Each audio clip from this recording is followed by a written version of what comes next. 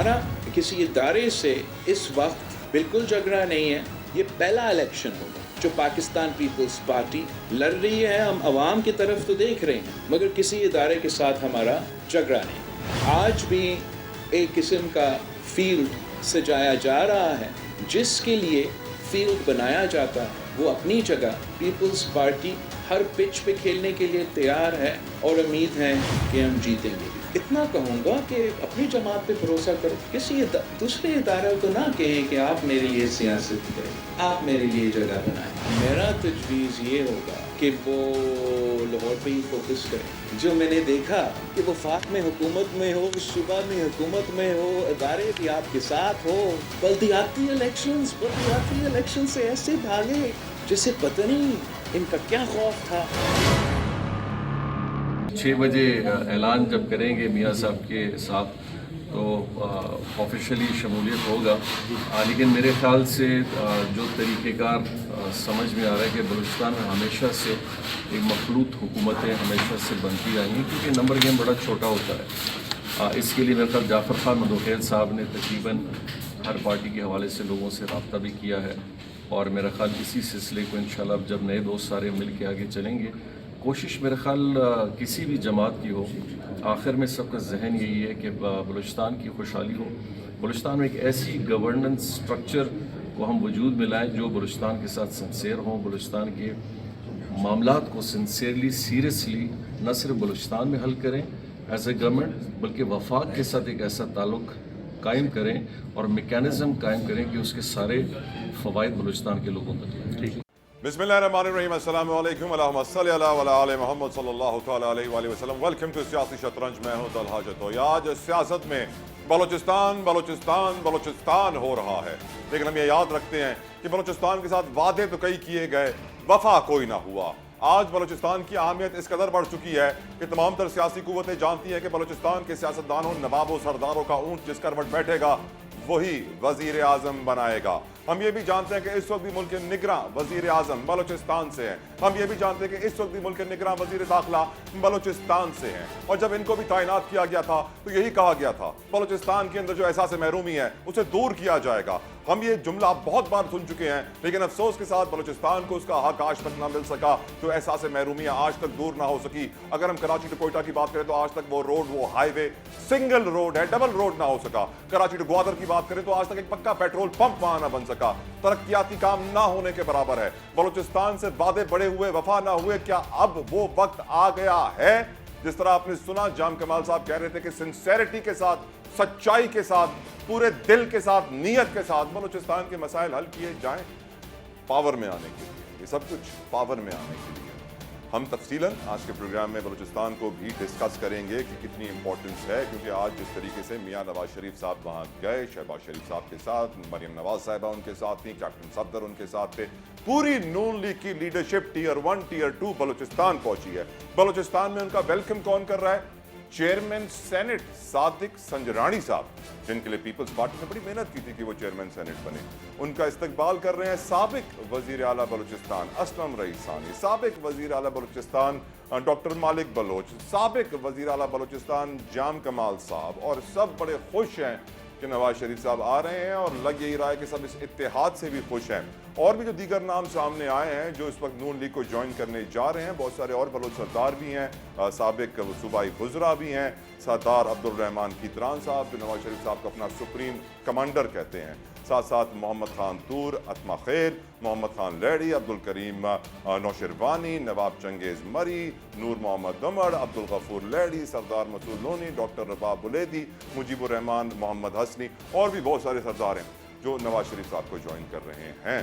یقیناً Peoples party کو اب سوچنا چاہیے کہ بلوچستان وہ پہلے پہنچ چکے ہیں, نواز شریف صاحب ان سے پہلے پہنچ چکے ہیں, اور جو وہ اس وقت کولیشن کریٹ کر رہے ہیں اس کے بعد مشکلات ہوں گی. لیکن ایٹ دا سیم ٹائم جو سیاسی تجزیہ کار ہیں ان کا یہ کہنا ہے کہ مسلم لیگ نون کی اپنی پوزیشن پنجاب میں اتنی کمزور ہے کہ انہیں دوسرے صوبوں کی مدد کی ضرورت پڑ گئی ہے. اسی لیے نواز شریف صاحب دوڑے بھاگے بلوچستان کو منانے پہنچے ہیں. اسی لیے آج شہباز شریف صاحب खिताब करते हुए वहाँ कहते हैं कि ग्वादर पोर्ट की सफाई नहीं हुई, इसलिए बड़ी जहाज़ वहाँ पर लग नहीं सकते हैं, बड़े जहाज़, और इसीलिए वहाँ पे कारोबारी सरगर्मियाँ मुतासर हैं। हम अब सफाई करवाएंगे, 2024 में सफाई मुकम्मल होगी। वादे ख्वाब, ये वो वादे ख्वाब, ये वो दावे हैं जो हम पहले हज़ारों बार सुन चुके हैं, जो कभी पूरे नहीं हुए। क्या इस बार पूरे होंगे? बहुत बड़ा सवाल है जो आज हम अपने शो में उठाएंगे। IMF की बात करें तो IMF के साथ मुज़ाकरात जारी हैं, लेकिन $4 अरब का फाइनेंशियल गैप है। ये वो पैसे हैं जो दोस्त मुमालिक को पाकिस्तान को देने थे और पाकिस्तान ने अपनी मईशत को आगे चलाना था और कर्जों की अदायगियां वक्त पे करनी थी। जो डेट सर्विसिंग की पेमेंट हैं, जो कर्जों की पेमेंट है, जो कर्जों के सूद की अदायगियां हैं, वो हमारे लिए इस वक्त दर्द सर बनी हुई हैं, मुश्किलात का हम शिकार हैं। और ये हद तो ये है कि IMF अब पाकिस्तान के दोस्त मुमालिक के साथ खुद मुलाकातें कर रहा है। आज ये खबर सुबह से चल रही है कि IMF के वफ्द ने जो मुत्तहदा अरब अमारात के एम्बेसडर हैं, सफ़ीर हैं पाकिस्तान में, हिज एक्सीलेंसी हमाद उबैद इब्राहिम सलीम अल ज़ाबी से मुलाकात की है और यही पूछा है कि जो आपने वादा किया था पाकिस्तानियों को, हुकाम से, सियासतदानों से, लोगों से, अरबाब इक़्तिदार से, कि आप पैसे देंगे पाकिस्तान को, क्या वो पैसे वाकई आ रहे हैं? आप कोई अपनी ज़बान से मुकर तो नहीं जाएंगे? तो यकीनन IMF गारंटीज़ ले रहा है अब पाकिस्तान के दोस्त ममालिक से कि आप हमें गारंटी दें, क्योंकि हम जानते हैं कि दिसंबर में $710 मिलियन की ट्रांच आनी है, तकरीबन 71 करोड़ की ट्रांच डॉलर की आनी है, और वो बहुत ज़रूरी है पाकिस्तान के लिए। कि हम जानते हैं कि इस वक्त पाकिस्तान के इकोनॉमिक इंडिकेटर्स काफ़ी परेशान कुन है। हम ये भी देख रहे हैं कि स्टॉक मार्केट एक तरफ ऑल टाइम हाई कर रही है, दूसरी तरफ डॉलर मुसलसल चढ़ रहा है, महंगाई रुकने का नाम नहीं ले रही है, आवाम के लिए मुश्किलात कम हो नहीं रही हैं, लेकिन एट द सेम टाइम हम कर्जे पे कर्जे लिए जा रहे हैं।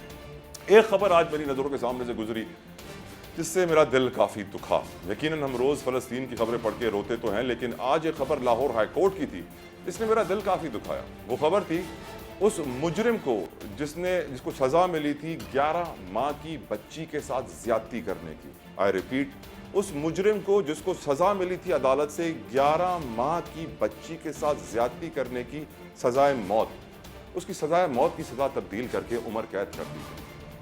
क्या है हमारा ये अदालती निज़ाम? क्या हम आगे बढ़ रहे हैं? क्या हम चोर के हाथ काट रहे हैं? क्या इस्लाम हमें यही सिखाता है, हमारा दीन हमें यही सिखाता है? अदालती कार्रवाई की बात हो रही है तो हम ये भी जानते हैं कि चेयरमैन PTI के वकील ने आज ये शिकायत की कि चेयरमैन PTI का एतमाद अब इस्लामाबाद हाई कोर्ट पर नहीं रहा है। क्या वजह है कि उनके सारे केसेस एक ही जज के सामने पेश किए जाते हैं और कोई और जज सुनने को तैयार नहीं है? एट द सेम टाइम हमने ये भी देखा कि नैब ने जो दरख्वास्त की थी अदालत से कि जो अलकादिर यूनिवर्सिटी केस है, 190 मिलियन पाउंड का केस है, उसके अंदर जिस्मानी रिमांड की गुजारिश दरख्वास्त इस्तदा की थी नैब के प्रोसिक्यूटर्स ने, जो कि दरख्वास्त मुस्तरद कर दी है एहतसाब अदालत के जज मोहम्मद बशीर ने।